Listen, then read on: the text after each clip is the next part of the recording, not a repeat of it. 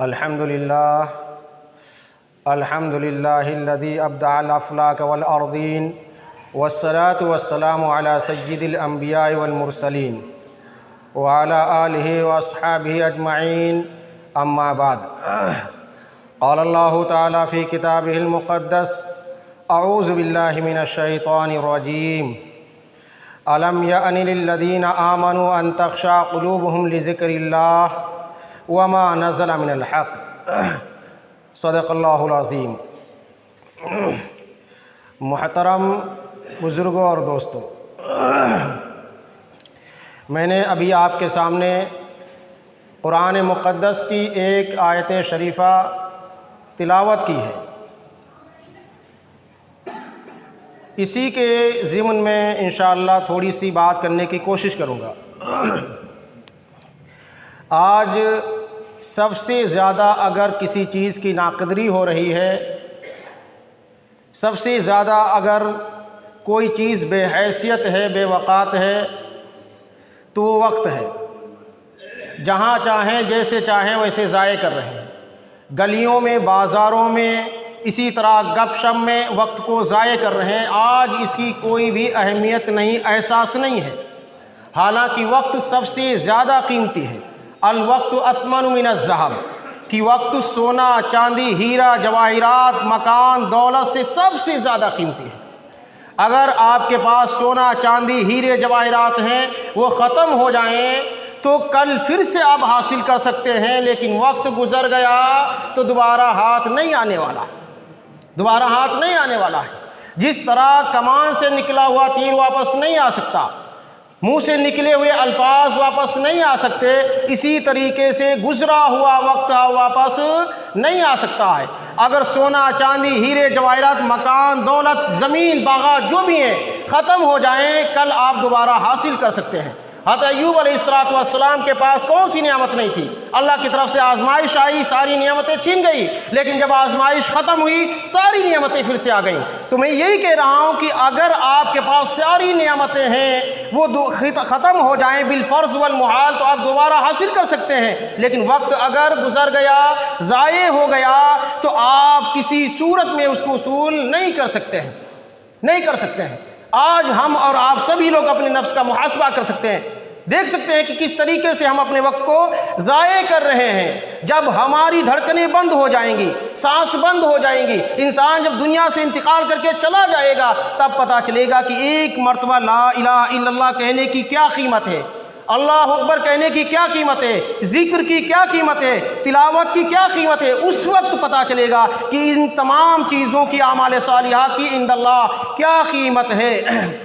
آج ہمارا دل نہیں لگتا، عبادات میں دل نہیں لگ رہا، نماز میں دل نہیں لگ رہا، روزے میں دل نہیں لگ رہا، ذکر میں دل نہیں لگ رہا، تلاوت قرآن میں ذکر نہیں لگ رہا۔ کن چیزوں میں دل لگ رہا ہے؟ دل لگ رہا ہے موبائل کے اندر، فلموں کے اندر، ڈراموں کے اندر۔ ارے اللہ کے بندوں، کیوں اپنی زندگی کو ڈرامہ بنا رکھا ہے؟ کیا اللہ نے اسی لیے پیدا کیا ہے کہ تم ڈراموں کے اندر اپنی زندگی تباہ کر دو، برباد کر لو؟ اللہ رب العزت فرماتا ہے وما خلقت الجن والانس الا لیعبدون کہ ہم نے انسان اور جنات کو جو پیدا کیا ہے وہ اپنی عبادت کے لیے پیدا کیا ہے، اپنی عبادت کے لیے پیدا کیا ہے۔ ہم نے تمہیں ان ڈراموں کے اندر زندگی کو برباد کرنے کے لیے پیدا نہیں کیا ہے۔ مسلمانوں سمجھ جاؤ، ابھی وقت ہے۔ اگر ہماری دھڑکنیں بند ہو گئیں تو کل کچھ بھی نہیں ہونے والا ہے۔ آج ہمارا دل نہیں لگ رہا ہے باتوں کے اندر، کیوں نہیں لگ رہا ہے؟ کیونکہ نفس امارہ بڑا موٹا ہو چکا ہے۔ اس کا علاج کیا ہے؟ اس کا علاج یہی ہے کہ انسان توبہ کرے، استغفار کرے، ذکر کرے، تلاوت قرآن کے اندر اپنا وقت لگائے، تو کیا ہوگا کہ ہمارا دل اپنے آپ اللہ کی طرف واپس آ جائے گا، اور پھر اللہ کی جب واپس آ جائے گا تو عبادات کے اندر چاشنی پیدا ہو جائے گی۔ اس لیے ضرورت ہے کہ ہم اپنے وقت کو ضائع نہ کریں، صحیح معنی میں اصول کریں، تبھی تو کیا ہے ہماری زندگی کامیاب ہو سکتی ہے، اس کے بغیر کامیاب نہیں ہو سکتی ہے۔ آپ یاد رکھیے کہ انسان دو چیزوں سے بنا ہے، دو چیزوں سے، ایک جسم سے اور دوسرے کس سے؟ روح سے۔ دو چیزوں سے بنا ہے۔ جسم کی مثال جیسے سواری ہو اور روح کی مثال جیسے سوار ہے۔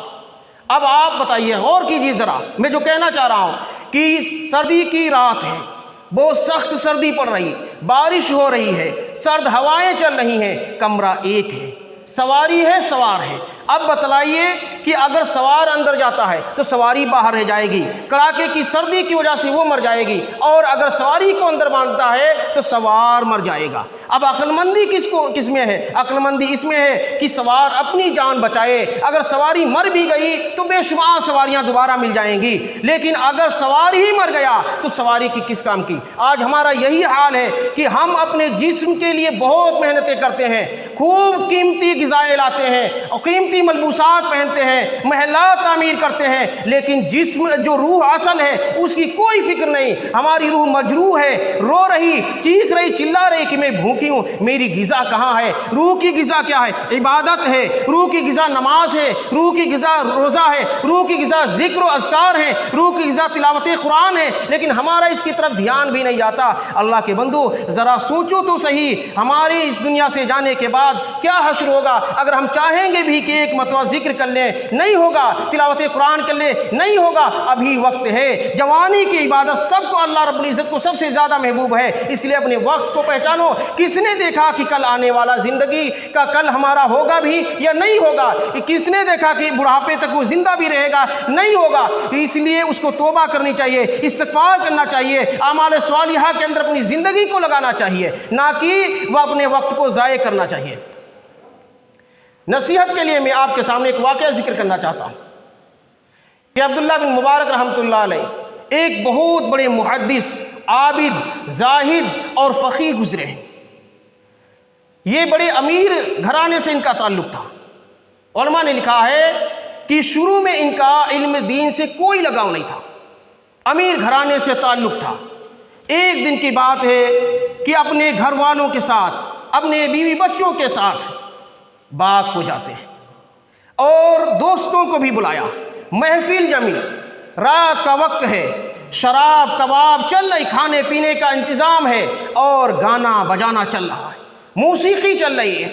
اسی شراب کباب اور موسیقی کے حالت میں ان کی آنکھ لگ گئی، سو گئے۔ آنکھ کھلی تو دیکھتے ہیں موسیقی ان کے رانوں پہ رکھی ہوئی ہے، گانا بجانے کی محفل سرد پڑ چکی ہے۔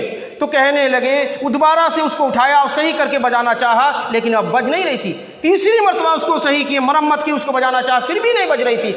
تیسری مرتبہ جب کوشش کی اس کی بجانے کی، تو اب آواز گانے کی نہیں آ رہی تھی، بلکہ آواز کس کی آ رہی تھی؟ قرآن مقدس کی اس آیت کی آواز آ رہی تھی، الم یعن للذین آمنوا ان تخشع قلوبہم لذکر اللہ وما نزل من الحق۔ کیا اب بھی ایمان والوں کے لیے وقت نہیں آیا کہ ان کے دن اللہ کی ذکر کے لیے، اذکار کے لیے پسیجیں، اللہ کی طرف دوڑ کر آئیں؟ وہ یہ سننا تھا کہ کہنے لگے، یا ربی بلا قد آن، اے میرے رب اب وہ وقت آ گیا۔ انہوں نے توبہ کیا، علماء نے لکھا ہے توبہ کیا، سچی پکی توبہ کی، پھر اس کے بعد عابد، عالم، زاہد، فقیہ بنے کہ دنیا آج ان کا نام پیش کرتی ہے، عبداللہ بن مبارک رحمۃ اللہ علیہ۔ آج اگر ہم بھی اللہ رب العزت سے سچی پکی توبہ کر لیں گے، اللہ رب العزت ہماری توبہ قبول کر لے گا۔ اللہ رب العزت روزانہ آسمان دنیا پر ندا لگاتا ہے، کون بندہ ہے جو میری طرف آئے، میرے سامنے آئے، روئے گڑ گڑائے توبہ کرے۔ لیکن آپ یاد رکھیے، توبہ کب قبول ہوگی؟ غرغرے نزا کی حالت سے پہلے۔ اگر نزا کا وقت آ گیا، اس کے بعد کسی کی توبہ قبول نہیں ہوگی۔ اللہ کے رسول صلی اللہ علیہ وسلم نے فرمایا، ان اللہ یقبل توبۃ العبد ما لم یغرغر۔ اللہ رب العزت بندے کی توبہ کب تک قبول کر سکتا ہے؟ جب تک کہ غرغرے کی نزا کی حالت میں نہ پہنچ جائے۔ اس سے پہلے توبہ قبول کر لے گا، اس کے بعد کوئی توبہ قبول نہیں کرے گا۔ اس لیے ضرورت ہے ہر شخص کو کہ اپنے اعمال صالحہ کی طرف توجہ کرے، اپنے نفس کا محاسبہ کرے کہ ہم نے کتنے گناہ کیا، آج ہم نے کتنی نیکیاں کی۔ جب اپنے نفس کا محاسبہ کرے گا تبھی کیا ہے، گناہوں سے توبہ کی توفیق ملے گی اور نیک اعمال کرنے کی توفیق مل جائے گی، اس کے بغیر نہیں ہو سکتا ہے۔ میں ایک بات کہہ کر اپنی بات کو ختم کرنا چاہ رہا ہوں۔ ایک شخص نے کہا کہ ملک الموت سے کسی شخص نے کہا کہ بھائی آپ اچانک آ جاتے ہیں، کبھی آپ آنے کی طرف اشارہ کر دیا کریں، کوئی علامت نشانی ہی بتلا دیں کہ لوگ اس کی تیاری کر لیں۔ تو ملک الموت نے کہا، اللہ کے بندے، میں تو آنے سے پہلے بے شمار نشانیاں بھیجتا ہوں، علامتیں، لیکن انسان اتنا چمک دمک زر و زن میں دنیا میں اس طریقے سے مدہوش ہو گیا ہے کہ وہ کبھی اس کی طرف توجہ ہی نہیں کرتا ہے، کبھی نہیں توجہ کرتا ہے۔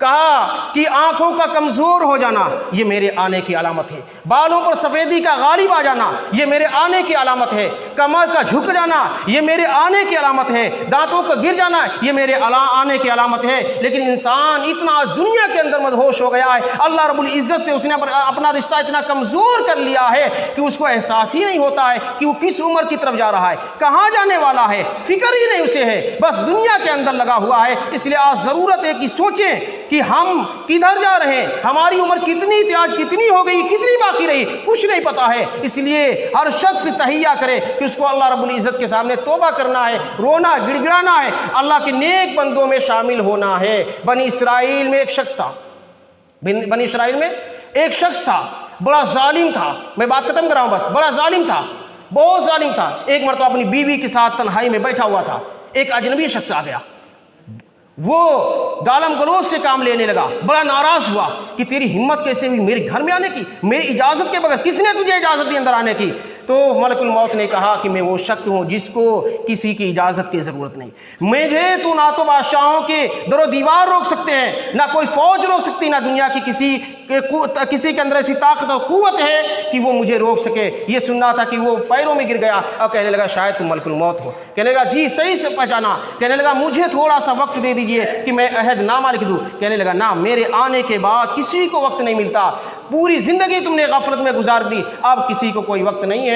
اس لیے ہر شخص کو اس بات کی فکر کرنی چاہیے کہ اللہ رب العزت نے کس کی کتنی زندگی لکھی ہے کچھ پتہ نہیں ہے۔ ہر شخص کیا ہے، نیک اعمال کرے، اللہ رب العزت کے سامنے روئے گڑ گڑائے کہ اپنے کیے ہوئے گناہوں پر نادم شرمندہ ہو، تاکہ اللہ رب العزت ہمارے گناہوں کو بخش دے اور اللہ رب العزت ہمیں اپنے نیک بندوں میں شامل فرما لے۔ وآخر دعوانا ان الحمد للہ رب العالمین۔